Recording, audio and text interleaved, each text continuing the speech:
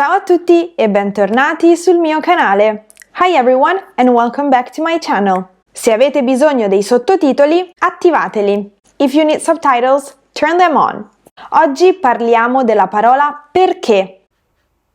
Perché? Uno dei connettivi più utilizzati in italiano. Voi sicuramente conoscete perché come connettivo causale, che introduce cioè il motivo per cui si compie un'azione. Sto andando al supermercato perché il frigo è vuoto. Sara si è addormentata perché era stanca. Ma sapevate che perché può anche essere un connettivo finale? Osserviamo queste due frasi. Ti ho dato questo libro perché tu lo volevi. Ti ho dato questo libro perché tu lo legga.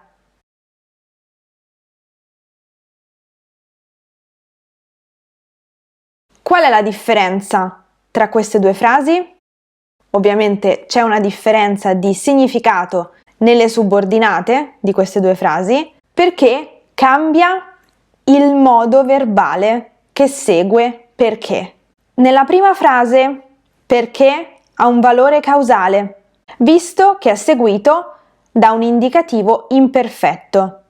Nella seconda frase perché ha un valore finale, visto che è seguito da un congiuntivo presente. Nel primo caso possiamo riformulare la frase così: siccome volevi questo libro, te l'ho dato. Nel secondo caso possiamo riformulare la frase così: ti ho dato questo libro affinché tu lo legga. Quindi, se perché è seguito da un tempo dell'indicativo, si tratta di un connettivo causale che introduce cioè il motivo per cui si fa qualcosa, per cui si compie un'azione. Invece, se perché è seguito da un tempo del congiuntivo, si tratta di un connettivo finale che introduce cioè l'obiettivo, il fine, lo scopo dell'azione. Quindi, a seconda della struttura della frase, perché può significare because e in order to. Vediamo un altro esempio. Te lo ripeto perché lo dimentichi sempre.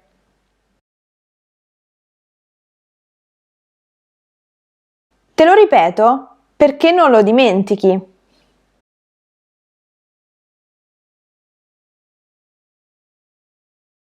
Nel primo caso, perché ha valore causale. Quindi, siccome tu dimentichi sempre questa cosa, io te la ripeto.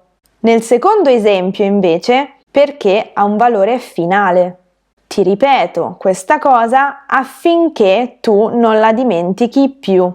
C'è un'ulteriore difficoltà che è data dal verbo dimenticare. Essendo un verbo del primo gruppo, che finisce in are, ha la stessa coniugazione per la persona tu, seconda persona singolare, sia al presente indicativo sia al presente congiuntivo. È sempre dimentichi.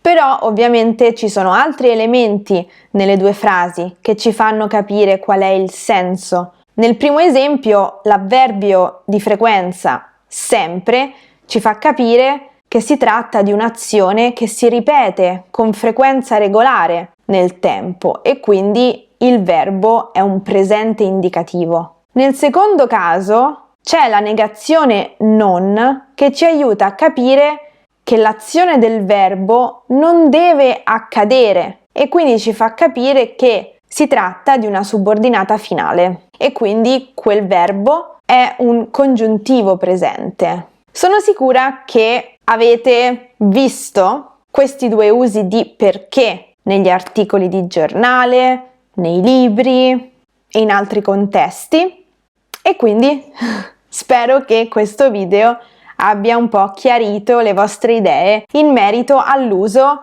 di perché come connettivo logico. Io vi ringrazio per aver guardato questa lezione di grammatica. Thank you for watching this grammar lesson e ci vediamo nella prossima.